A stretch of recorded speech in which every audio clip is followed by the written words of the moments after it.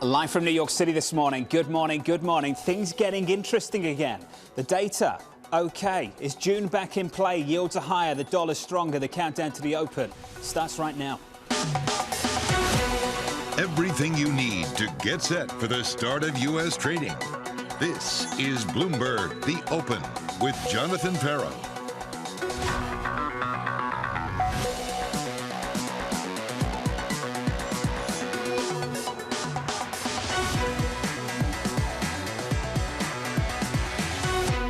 Live from New York City. Coming up, the president feeling confident he can reach a debt deal. Another data point speaking to U.S. economic resilience as this week's Fed Speak Marathon resumes. We begin with the big issue, pushing out the recession calls. 1 year on from the Fed embarking on its aggressive hiking cycle, taking rates from 0 through 5%. Fed speakers are lining up once again today to defend their position. As inflation is still sticky, consumers are holding up, the labour market is resilient, and the housing market is showing signs of life. Even the Atlanta Fed GDP tracker is now running close to 3%. As Kit Jukes of SocGen says this morning, throw in some debt limit optimism with that decent data, and the pricing of rate cuts and dollar shorts are beginning to feel the squeeze.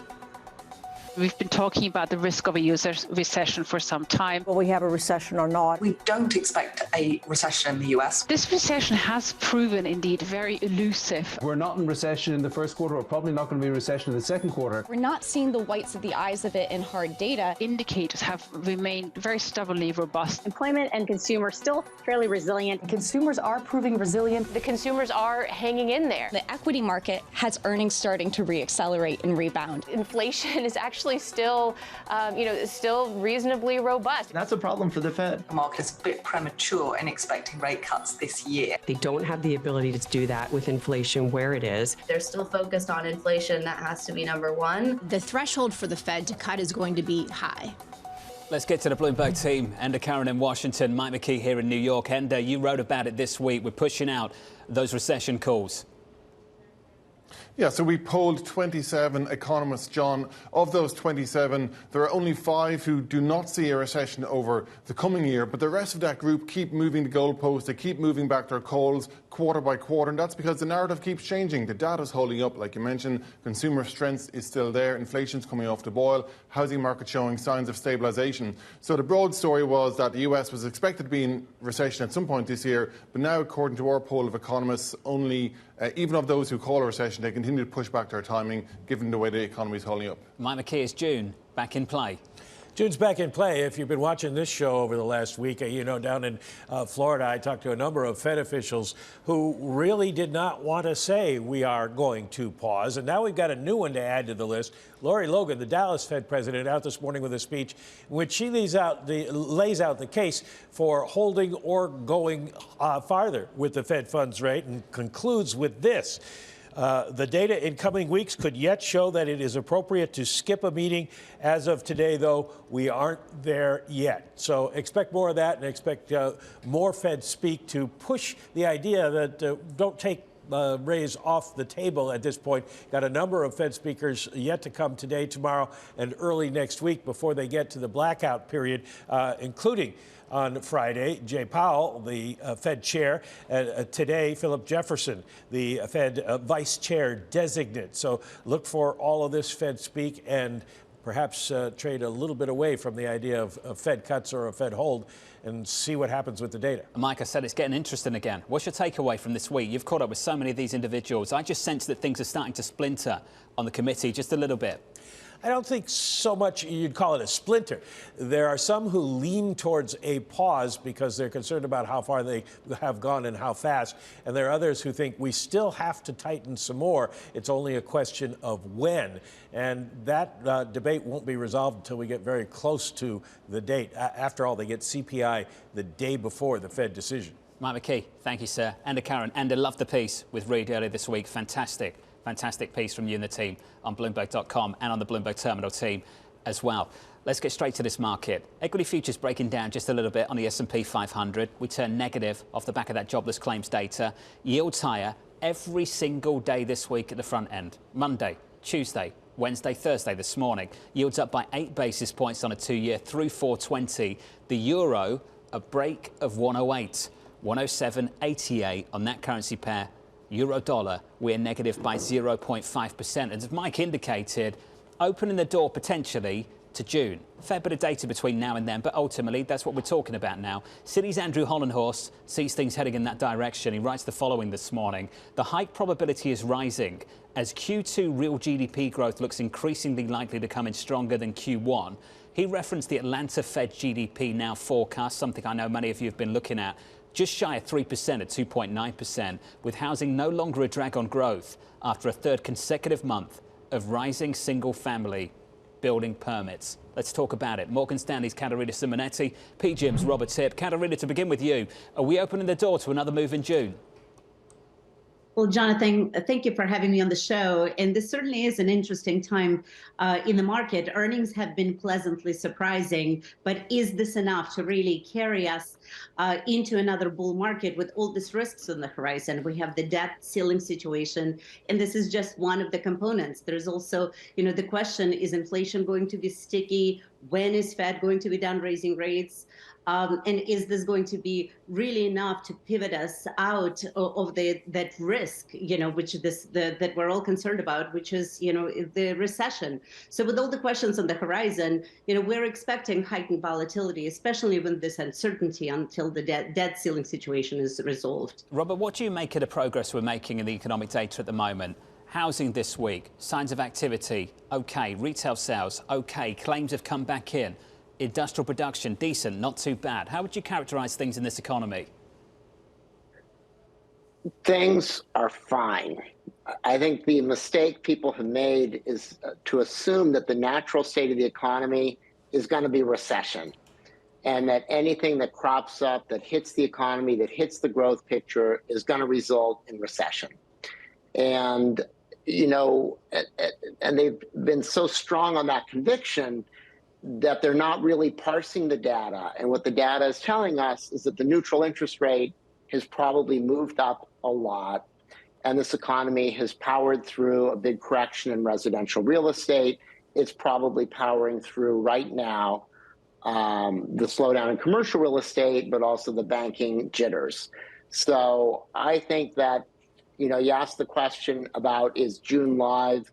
The Fed has hiked a lot. All of the central banks have hiked a lot.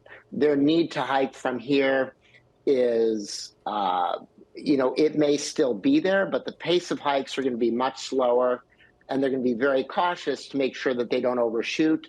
But I think that's the realm that we're in, of moderate growth and stable central bank policy, maybe some more snugging to go. That's what it looks like. To be clear, there's certainly a range of views at the Federal Reserve right now. We're just hearing from Governor Jefferson as well, who says, my expectation is that the slowing economy will soon begin to reduce job growth. With labour supply and labour demand coming into better balance, the unemployment rate may rise gradually to levels still consistent with a growing economy. We've got a range of views on this committee right now. Logan certainly opens the idea that we hike in June. Jefferson may be leaning into that pause. Caterina, for the bear market is clear. Year to date, serious upside relative to what we expected, driven by some big tech names doing big things. Futures softer this morning, but your take is still the same. You believe this bear market is incomplete. Caterina, why is that? Well, Jonathan, market is showing an incredible resilience in face of all this uncertainty and negative news. And this is not something that we can discount, but we can also not take away the risks that are still in the market. And most importantly, the positioning of the Fed. They're in the really tough spot. The big decision for them is the timing, because once they announce that they're done raising rates, market is just going to assume that, that they've succeeded. And it might not necessarily be the case. High interest rate environment might be our new reality. Inflation so far is proving to be sticky. And I agree with Robert that, while we might not get a recession, it still is the risk that has to be strongly considered. So we're telling our clients to stay defensive, to focus on yields, to focus on dividend paying stocks. But we also are telling them to be opportunistic, because we know that no bear markets last forever. There is a light at the end of the tunnel. We just are uncertain on the timing. So while we're positioning the portfolios for the recovery and are being opportunistic, taking advantage of the dips in the market, we're also, for the most part, staying defensive. Well, sector selection has been everything this year. S&P 500 information technology up something like 25% year to date. The banks on the S&P, as you know, are down by more than 12%. Elsewhere, the regionals down even more. Katerina, would you lean against some of that? Which way would you be leaning, just in terms of your sector preferences at the moment?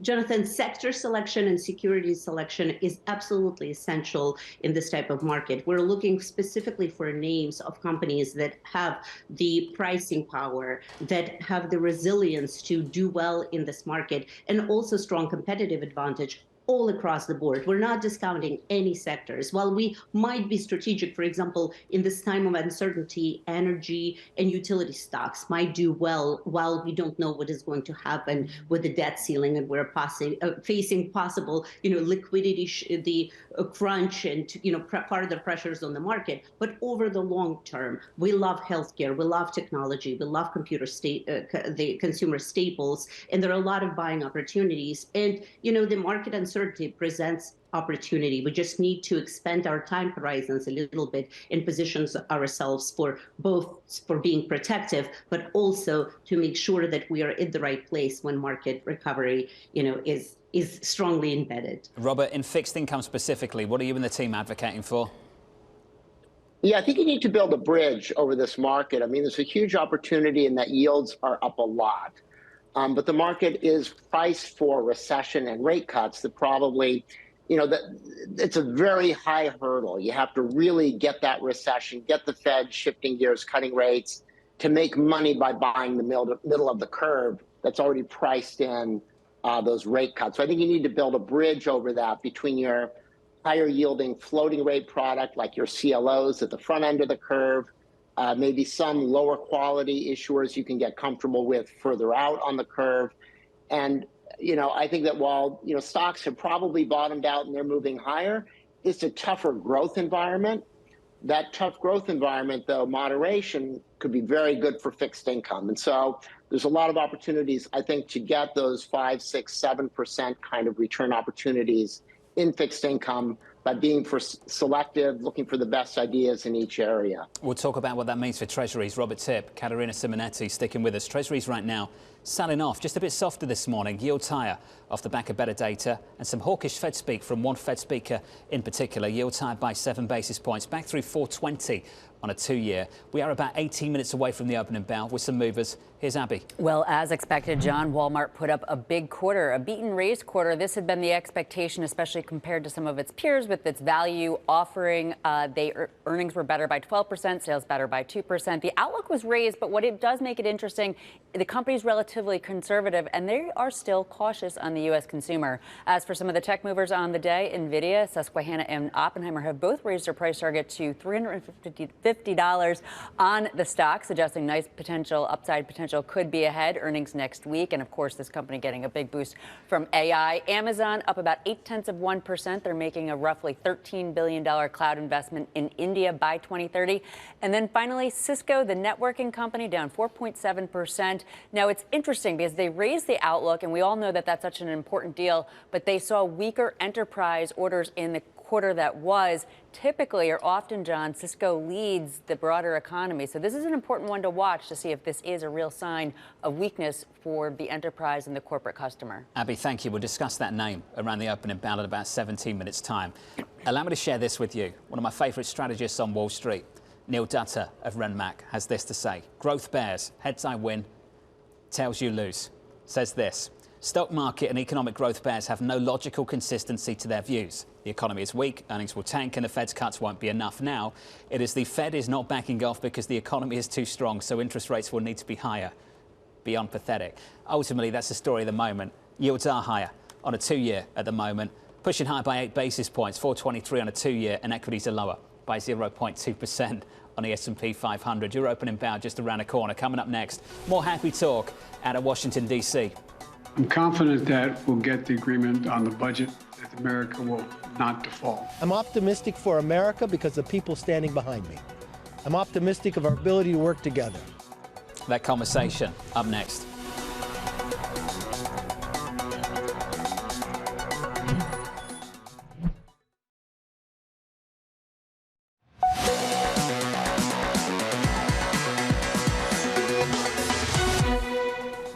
confident that we'll get the agreement on the budget, that America will not default. And every leader in the room understands the consequences if we fail to pay our bills. And it would be catastrophic for the American economy.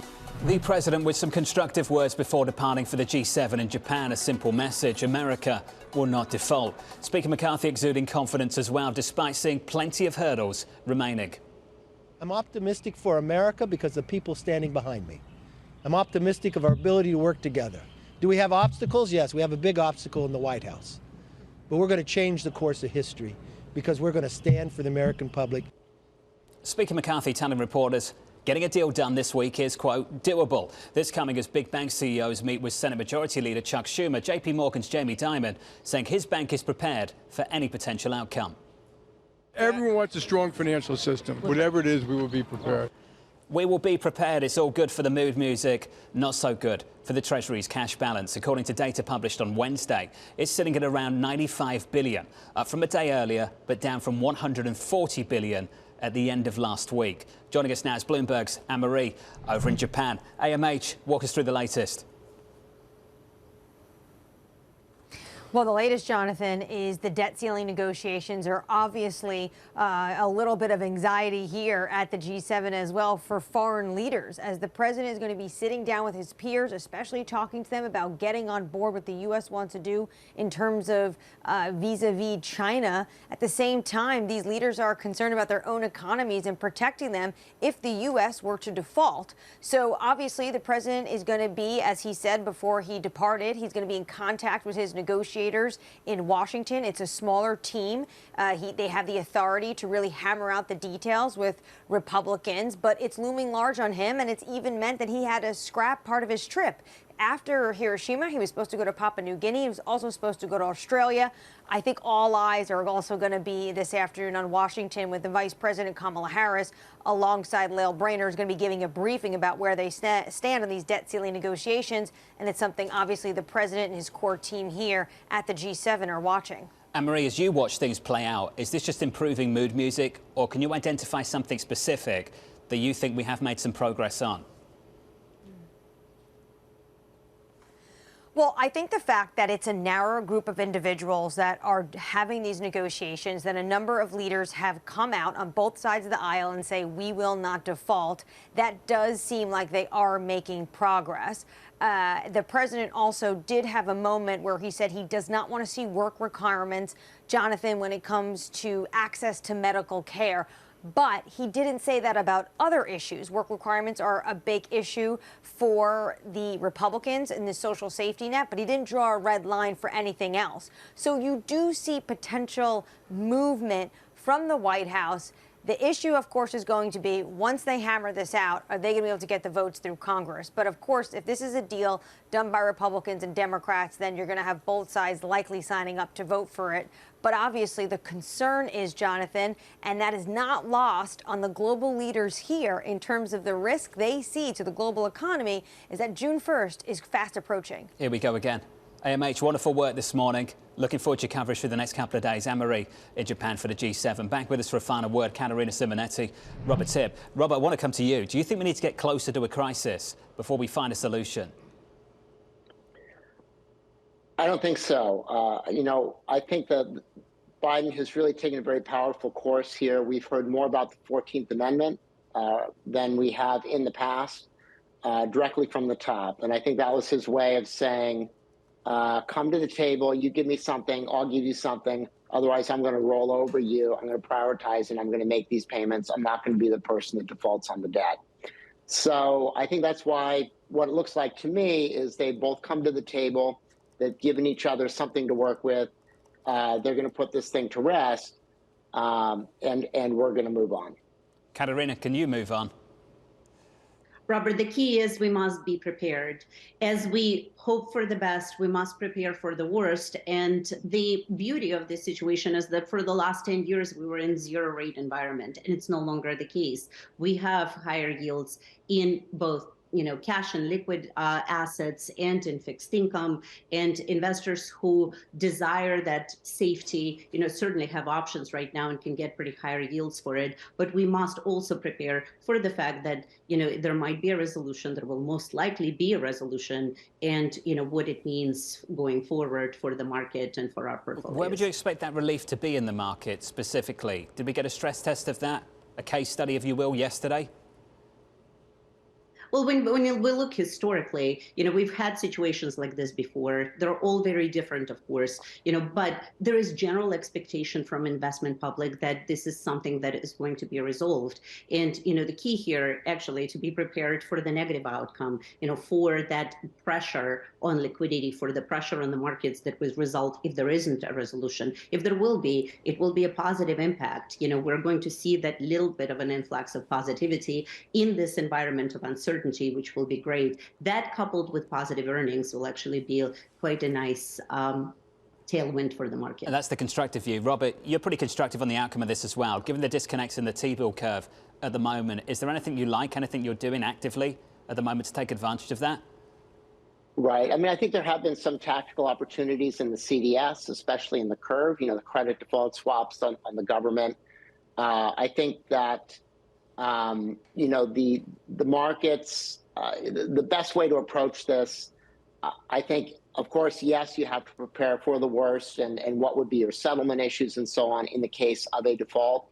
But it looks like this is moving away from that. You have to go back to economic fundamentals and not lose sight of where we're going to be 6, 12, 24 months down the road. What is the best strategy for that environment? And I think within that, fixed income generally looks attractive, and there are a lot of opportunities within the sectors. You don't want to get unduly bogged down. Robert Tipp, Katerina Simonetti, the two of you. Thank you. We're about 7 minutes away from the opening bell. Equity futures trying to bounce, still negative 0.1%. Yield still a lot higher by 6 or 7 basis points at the front end on a 2-year 4.22. Up next, the morning calls in later. Double Line's Jeffrey Sherman recommending investors start positioning for tougher conditions and selling the rally in junk bonds. That conversation just around the corner.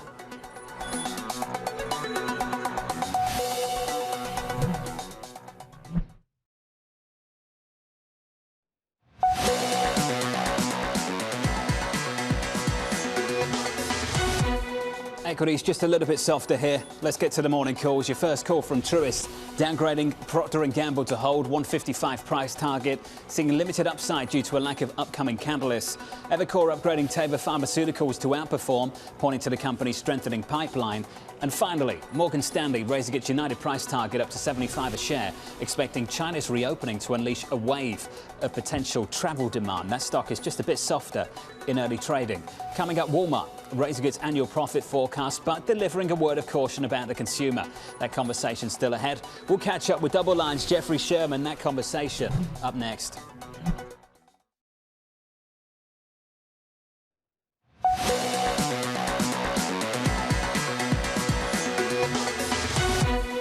We have been on a bumpy road to absolutely nowhere on the S&P 500 through most of this year. On Tuesday, the biggest one-day drop, I think, since May 4th. Then on Wednesday, the biggest one-day pop, move higher since May 5th. Your equity market right now just slightly negative by 0.1%. The data is okay.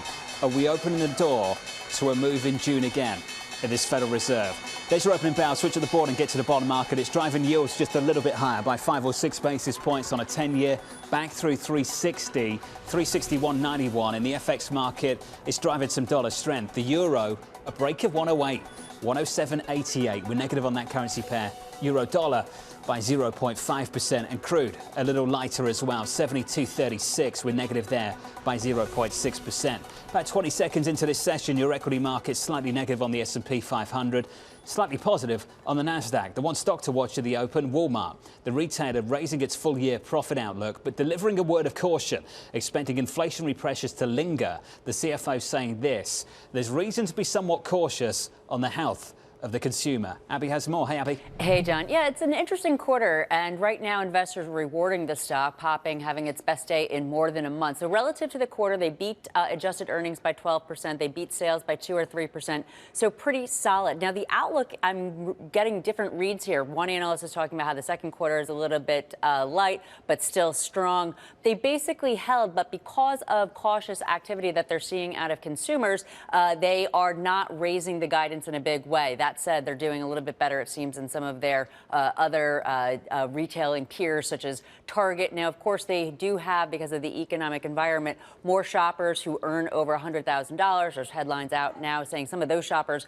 are going toward discretionary items. But we have Adam Crisafulli over at Vital Knowledge. He's saying that these results aren't perfect, that there was general weakness in merchandise sales as shoppers are pulling back on discretionary goods, plus lower gross margins, moderating gains in food sales, and a second quarter profit forecast. So I'm going to be curious, John, given the variety of commentary out there, whether or not these gains hold. But right now, up 2.4%. It seems that investors are choosing to see the Walmart glass as half full as opposed to half empty. 2 minutes in, slightly higher, as Abby indicated. Let's see if it sticks. Abby, thank you. Also looking at shares of Cisco, under pressure after reporting a 23% decline in orders this past quarter. The CFO saying this: what we are seeing from our customers is they are being prudent. Isabel Lee joins us now for more. Morning, Isabel. Hi, John. Shares are indeed falling. 23%, that's not really a lot. And Morgan Stanley said orders slowed faster than expected, but still largely in line with their recent checks. But perhaps this isn't so surprising, given that Cisco is the largest maker of machines that support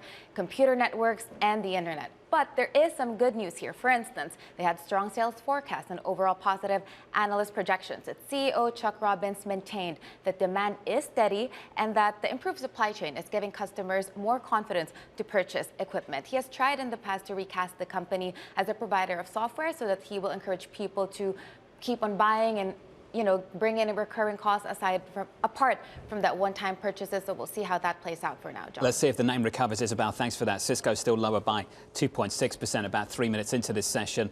Let's shift the focus to Alibaba, the e-commerce company approving the spin-off of its cloud services division. Kelly Lyons has more. Hi, Kelly. Hey, John. Yeah, the stock opening more than 3% lower all the same. The spinoff of the cloud division will happen within the next 12 months via a stock dividend distribution to shareholders. And the intention is for it to become an independent, publicly listed company eventually.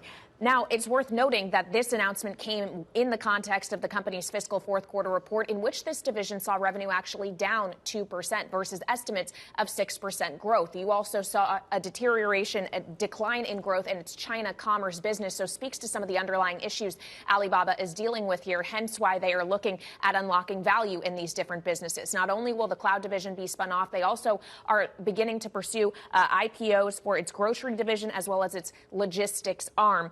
The company is also planning to secure external financing for its international e-commerce division. So taking steps toward unlocking this value, John, but still the stock not liking what it is seeing in terms of that growth. The revenue growth of just 2% in this quarter is the sixth consecutive of less than 10% year-over-year growth. So Alibaba is just not a company that is growing like it once was. The stock down 3.3% at the moment, John. Just a bit softer early part of the session. Kelly, thanks for that. Here's a stock doing okay. In the financials, PacWest extending gains to a second day. You can thank Western Alliance by reporting higher deposits. That really sparked a rally in the regionals in yesterday's session. In focus today, once again, we should hear from the Vice Chair of Supervision, Mr. Michael Barr, which means we're going to hear from Shonali Bassett right now. Morning, Shonali. Good morning, John. I don't know that the easing of the regional banking system here, the strongest rally you've seen in a couple years yesterday, I don't know that that takes the pressure off of regulators down in Washington. However, it certainly takes some of the pressure off of the stocks. You saw PacWest up more than 20% just yesterday. You are seeing more of a bump today. You're not seeing a widespread gain. And again, you and I have lived the same last couple of months here, and we know that these have been very, very volatile. A couple of days don't mean much. However, you also have, for example, the likes of a Schwab selling investment grade bond late Wednesday, $2.5 billion actually for better terms than initially expected. So that shows you an easing of the capital markets for the banking system in particular. Now, we know when it comes to the broader ramifications implications here, there's actually some benefits of private capital stepping in and taking in some of the lending capacity here. It eases some of that worry of the broader credit crunch. But again, remember, there are still massive holes in this market and a lot of jittery feelings about what the sector looks like right now. But a little bit of pain off the We've table. heard a lot from regulators, as you know, and excuse me for jumping in, but I just wanted to be clear and keen to get your take on this. What do we know about the next regulatory steps? I saw a lot of politicians down in DC making YouTube videos for their constituencies for their next political campaigns. What do we know about the next real concrete regulatory steps? It's a great point, because when you watch the hearings, they're kind of disappointing, aren't they? They're blaming inflation, they're blaming the Fed, they're blaming a whole lot of things that maybe doesn't matter to the banking system that still exists. But with that said, you might see some changes in terms of the way executives buy and sell stock around certain big events when it comes to the banking system in particular. We're not seeing wholesale changes when it comes to short selling. You will see a very interesting stress test this summer when it comes to the existing system. And the question is, do they widen those tests to a wider set of banks in the future? Shonali, thank you. We'll catch up with you in just a little bit. I've been looking forward to this conversation. Jeffrey Sherman of Double Line Capital joined us now to talk about this market. Jeff, wonderful to catch up with you, sir. Let's start with the data this morning. I had this conversation at the start of the hour. Are we opening the door to another move in June at this Federal Reserve? Well, I mean, if you look at some of the data this morning, too, the unemployment claims really continue on kind of an upward trajectory. And so if you look at the initial claims at roughly 250,000, it's a little inside of that. The moving average, if you kind of take 4 weeks or so and smooth it out, continues to kind of chug upwards. And so, you know, I think some of this is really kind of portending some of the stress we're hearing. I mean, you guys are just talking about the banking system. And if you think about the lending mechanism, that transmission mechanism that creates credit through that system, that kind of hits the small to medium enterprise. And so as you look at that, I think we need to continue to watch that part of the market. We've got to watch the credit conditions as well. And I think that's going to also be a focal point. And so when you look at the Fed, they have some tailwinds to their back on the inflation data. And that's really what we call the base effects, right? Last year's data in the next couple of prints, if you go last year, what you see is that they were very high month-over-month prints. And there's not the expectation to repeat that. And so you have this nice tailwind over the next couple of months for the Fed. So I don't think at this stage that they need to hike. I think they need to worry more about the stress in the system that you guys were just discussing but before you brought me on. And I think that's going to be the focal point for the time being. So although the market's starting to take up a little bit of a price of a hike, to me it's still far away. And I think the Fed should stay at the pause mentality right now. Do you think the data is sufficient, though, to eat away at some of the rate cuts priced in the second half?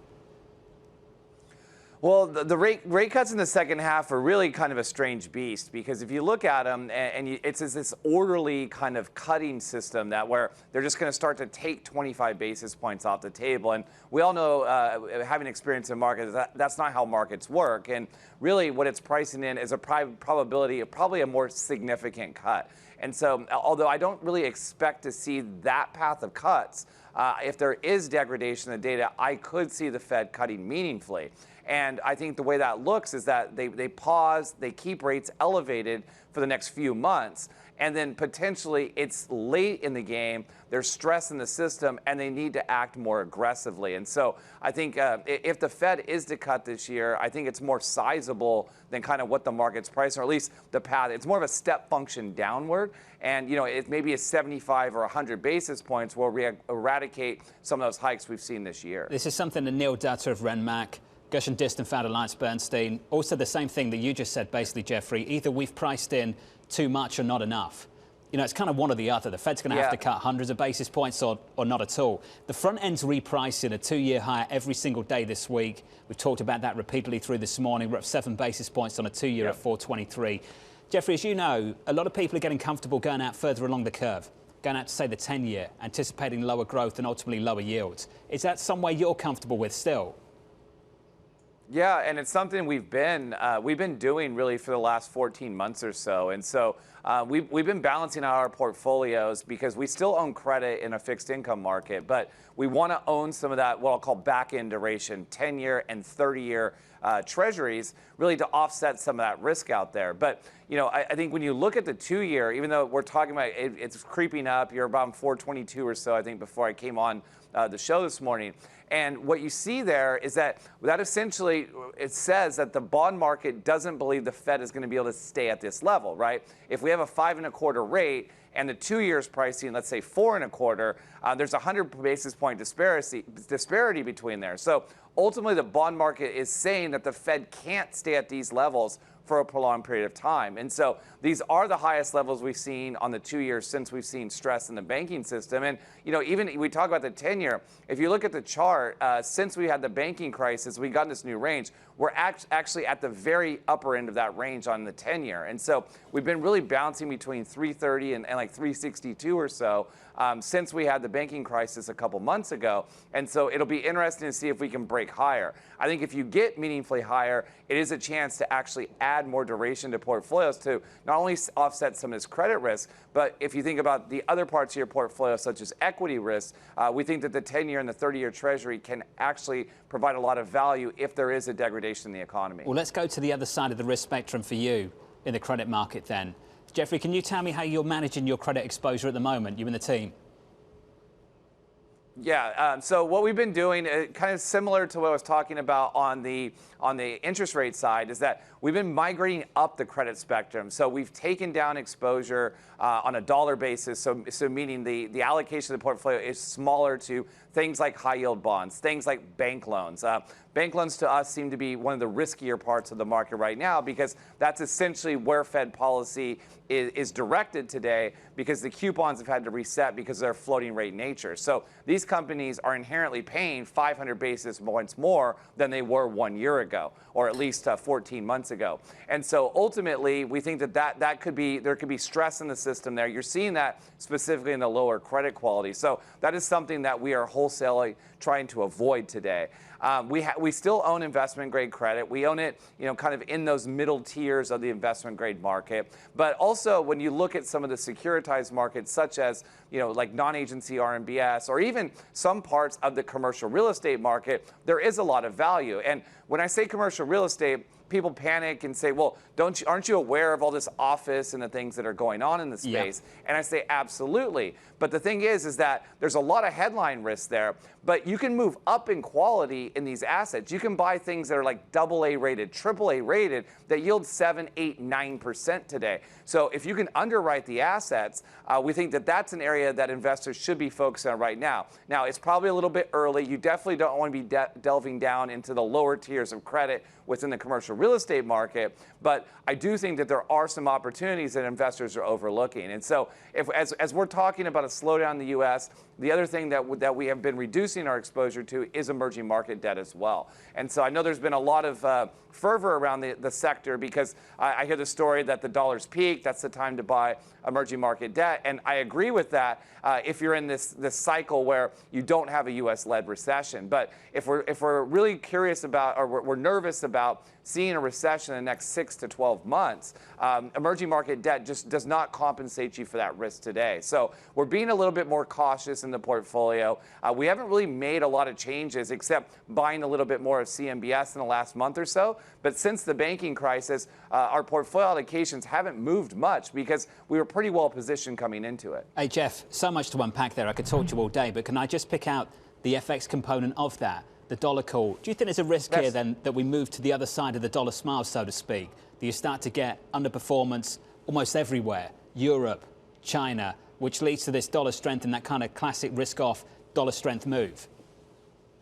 Yeah, that's my fear. And this is a debate we've had internally, is that what does the recession look like if we have one in the U.S.? Does the dollar rally or does the dollar sell off? And our portfolio manager on the global side was that, well, if the U.S. defaults, it's obviously a dollar down. But I still think that this would still be a flight to quality, risk-off type of trade, which would probably lead to a dollar rally. But if you do get that, and we're going to recession, we're going to throw a lot of fiscal stimulus at it, we're going to stimulate the economy, I think that's where you really want to be inherently short the dollar or long non-dollar assets. And so right now, we haven't added to those positions. We're watching it. If we saw a little bit of strength in dollar, we want to add a little bit there. But again, I have a little bit of nervousness because, again, just given the way that we've seen with like the Japanese market, right? The Japanese seem to be moving money out of the U.S. and moving over to Europe. So they're not exposed to the U.S. as well. So ultimately, it doesn't feel like people are very long dollars today. Yeah. And so there could be that flight to quality rally. So I share your opinion there. Jeffrey, enjoyed this. Thank you, sir. Jeffrey Sherman, great to catch up across a range of assets there. Your FX market, the euro against the dollar, session lows right now. Breaker 108 a little bit earlier, 107.83. About 16 minutes into the session, equities just about negative on the S&P. Coming up, former regional banking heads taking a stand on Capitol Hill. When Contagion hit after the failures of the two other banks, panic sets in. A conversation up next.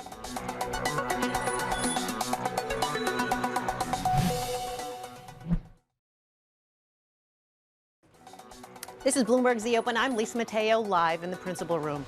Coming up, KBW CEO Michael Michaud. That's coming up in New York as well as in London. This is Bloomberg.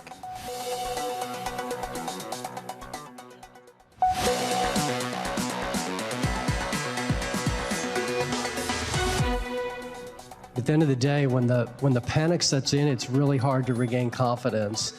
And so absent some evaluation of the insurance on deposits, which I know the FDIC, I think, is requesting comment or offer proposal, I think that's one thing that would be worth looking at.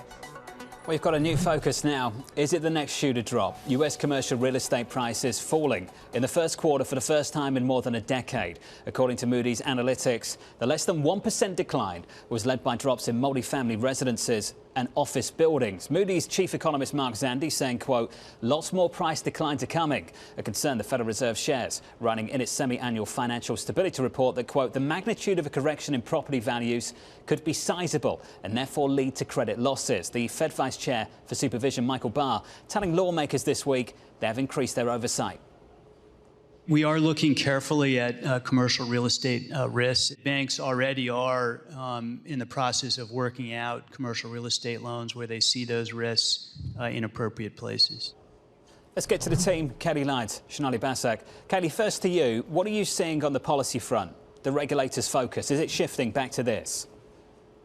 Well, there's a lot of focus on making sure that regulators act within their existing authority. On the Republican side, on the Democratic side, they would like to see a tightening of regulations. Of course, we're going to have a third day of hearings on the Hill today in which regulators will be in front of the Senate Banking Committee. They were already in the House earlier this week. And of course, we already heard from the former executives of these failed banks. I just got the prepared statement from Chairman Sherrod Brown of the Banking Committee. He says he wants to tighten capital and liquidity and stress tests, consider options to deposit insurance reform, also that they need to improve our merger policy so that failed bank acquisitions by mega banks are only a last resort. It remains a question, though, John, of whether or not any of these measures really can find bipartisan support. Some in the Republican Party I've spoken with over the last few days have suggested that things seem stable enough that there may not need to be any kind of legislative response, just that regulators need to not be asleep at the wheel and act with the authority that they have. Of course, that's not the view of some in the Democratic Party. And I would note that one area of bipartisan support that we may see coming forward in the near future is the idea of executive compensation clawback. Senator Elizabeth Warren has introduced a bill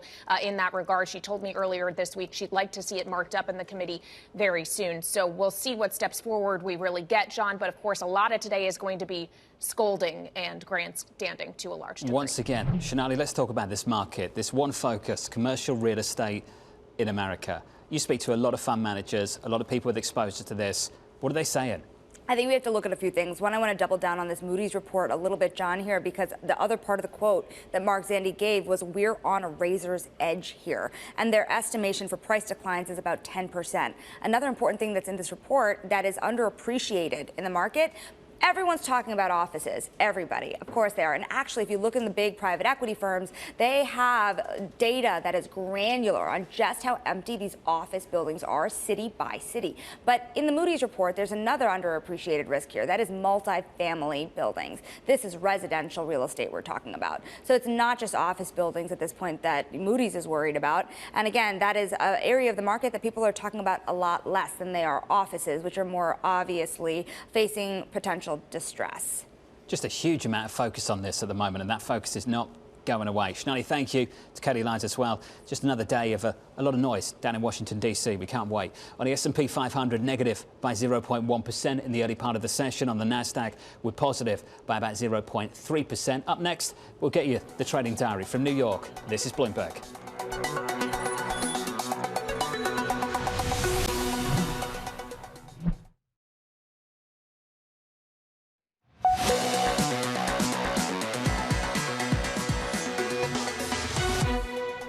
26 minutes into the session, doing okay on the S&P 500, just a little softer, negative by 0.1%.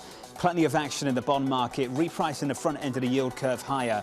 Monday, Tuesday, Wednesday, Thursday morning. This morning higher by 9 basis points on a 2-year, just short of 424 off the back of better economic data and some hawkish Fed speak as well. Will we get more of that? That's the price action. Here's the trading diary. Dallas Fed President Lori Logan speaking again at the top of the hour. We get U.S. existing home sales plus Secretary Yellen discussing the banking system and the debt limit later in the day. On Friday, Biden meeting with G7 leaders, followed by Chairman Powell. Looking to next week, JP Morgan Investor Day on Monday, along with more Fed speak, Bullard, Bostic and Barkin. Then on Wednesday, we get the Fed minutes. Let's get to the weekend first. From New York City, I'll see you tomorrow morning. That does it for me. This was the Countdown to the Open. This is Bloomberg.